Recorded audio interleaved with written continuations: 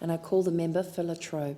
Thank you, Madam Deputy Speaker. I too wish to speak on the Appropriations Bill for the federal budget 2015-2016, in particular the benefits to my electorate of Trobe.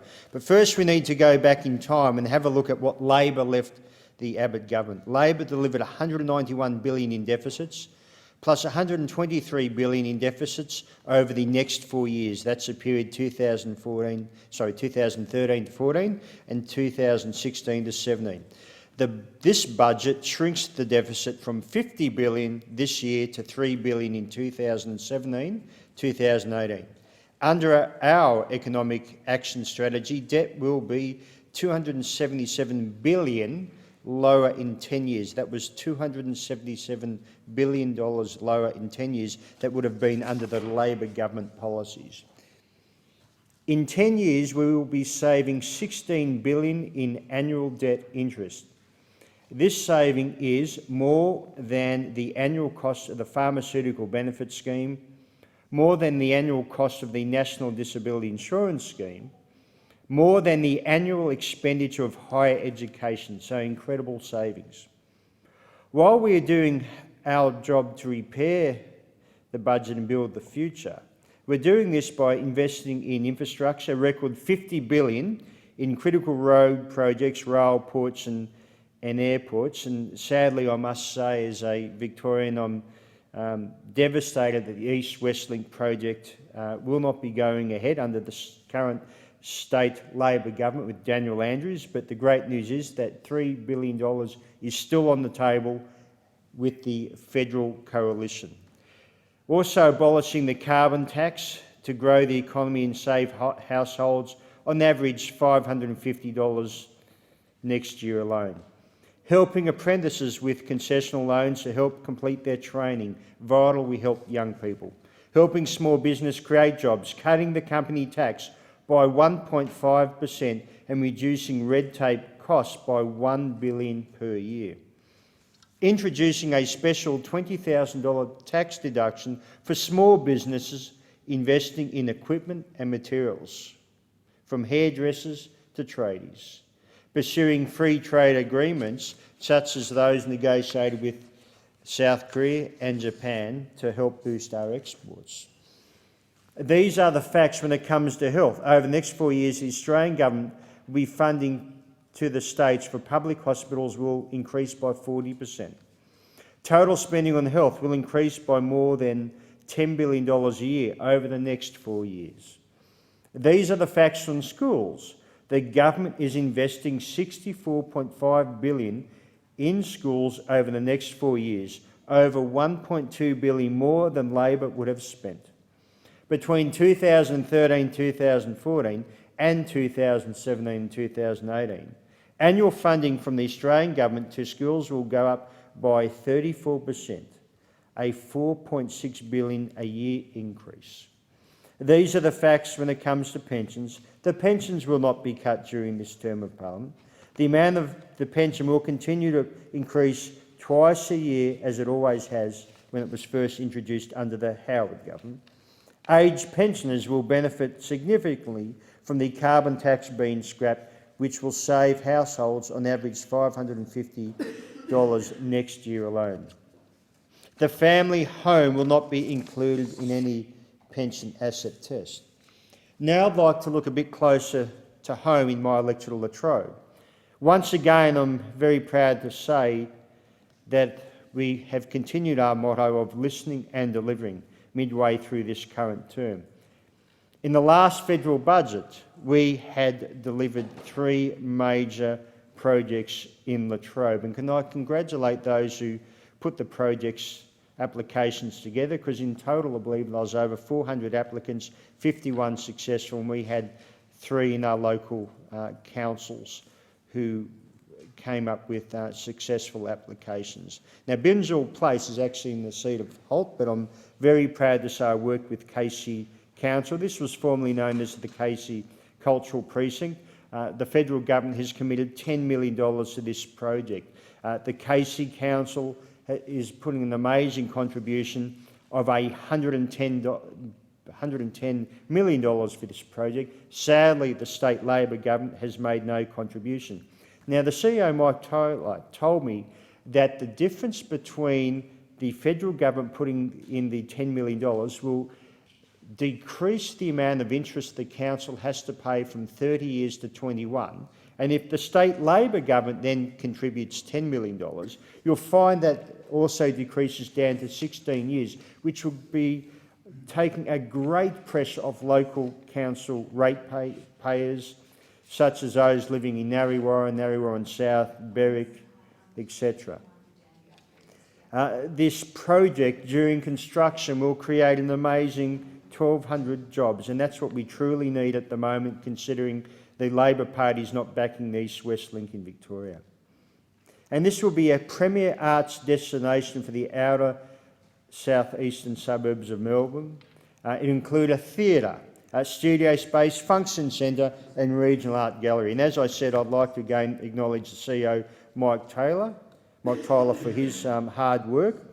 Also the Mayor of Casey, Mick Moreland, Deputy Mayor Louise Berkemans, Councillors Ralph Kaplan, Councillor Wayne Smith, Councillor Jeff Ablett, Councillor Susan Ray, Councillor Rosalie Cristani, Councillor Gary Rowe, Councillor Amanda Stapleton and Councillor Damien Rizzaro and Councillor Sam Aziz. And the reason I've mentioned all these councillors is because this is truly an amazing project. I doubt whether in Australia there'll be any project where a council's contributing $110 million.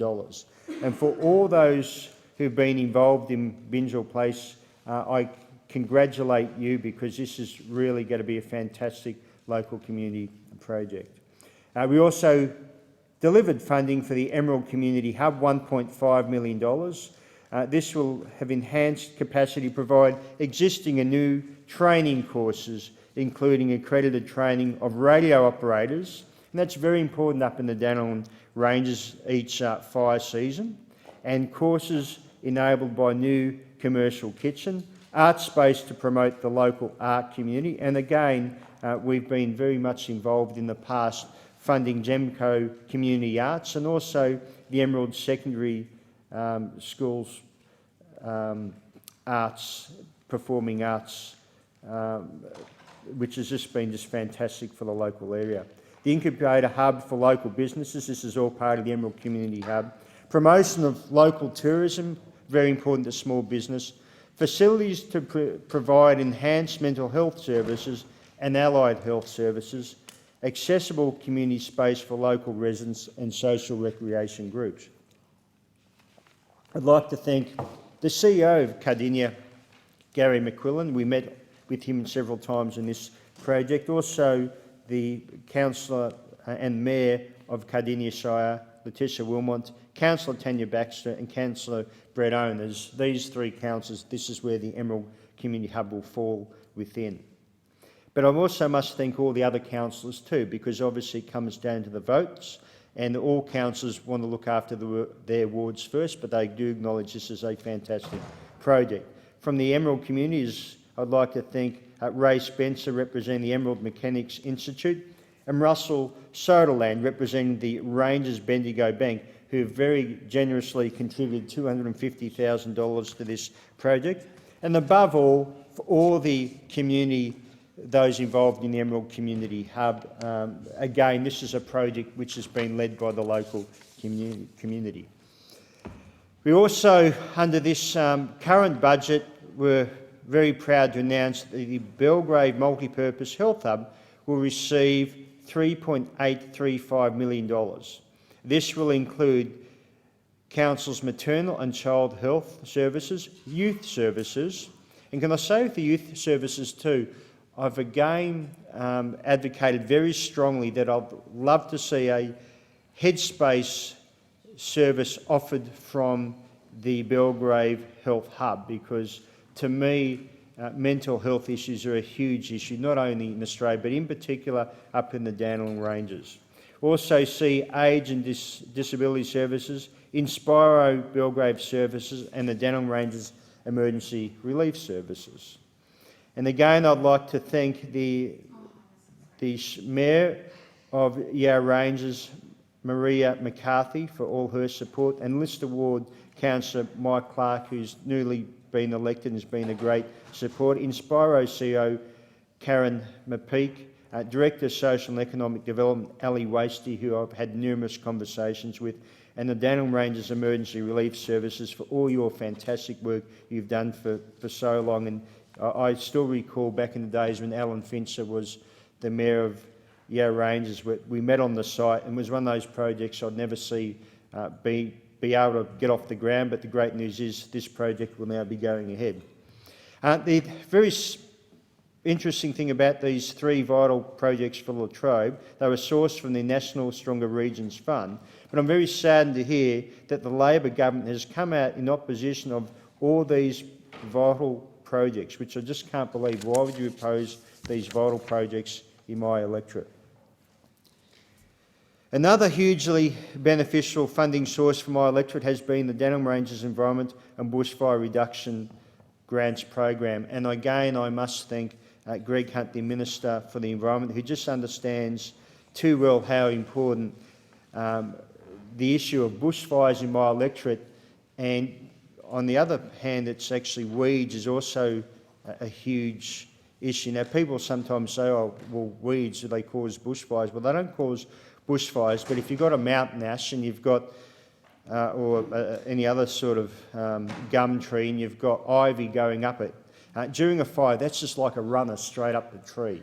And that's why we need to address the issue of blackberries and sycamores too, which sadly all through the forest. But this is a fantastic program. This program is unique as it allows works to be done across public and private land by community groups like the Friends of Organisations and the CFA. And when I attended various CFA public meetings, that was a big issue they had. They could look after Crown land, but they could never look after private property. So this does both.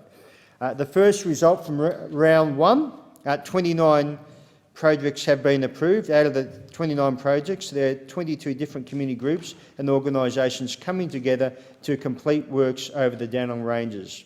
These include Agribusiness Yarra Ranges, which I know Tony Smith did a great work with out there, from member for Casey, Cardinia Shire Council, CFA Belgrave South and Heights, Chandler Hill Park Group, Emerald Tourist Railway Board, and they put a great submission in, Friends of Bullock William Nature Reserve, Friends of Ferny Creek Incorporated, Friends of Harbury, Friends of Hazel Valley Group in Tacoma, Friends of Sassafras Creek, Friends of Sherbrooke Forest, Holly Hill Community Fire Guard Group, John Hills Land Care Group, Macclesfield Fire Brigade, Monbulk Land Care Group. I know Tony Smith again worked with them, and the same with the Montrose Environmental Group. Selby Friends Group, Sherbrooke Community School, Sherbrooke Lyrebird Survey Group, Southern Dandenong Landscape Group, Southern Ranges Environment Alliance, and Stop Pit. This round of grants comes to the very exact figure of $1,033,912. Now, can I say, sadly, the state Labor government has ripped out all their funding for weed management through the Dandenong Ranges, which is not only going to be bad for those trying to look after our beautiful environment, but also it's going to create more of a fire danger. So I really hope they reconsider that decision. But with this project, I'd like to thank Steve Twam from the Port Phillip Catchment Authority for all his hard work and working with all the groups. And finally, just briefly like to talk about a big announcement you have, and that was the opening of Headspace at Fountain Gate. Before I do, I must give the member for Holt, Mr Anthony Byrne, a plug. He's been a tireless worker on preventing youth suicide in his electorate, also Latrobe, and this is one of those issues we've worked tirelessly together. And the great news, it was just before, 2 weeks before the federal election, we had the funding approved, so I'm so glad to actually be there at the official opening and see this beautiful premises. And I say beautiful because it's a really nice looking venue which has been open. That'll address issues such as mental health concerns for young people, of course youth suicide, underage alcohol consumption, depression and anxiety. And to me it was just a great day out there. I must give Chris Tandy, the Headspace CEO, a great mention for all he's done for preventing young people from the awful scourge of suicide. And with that, I now like to bring this address to a conclusion.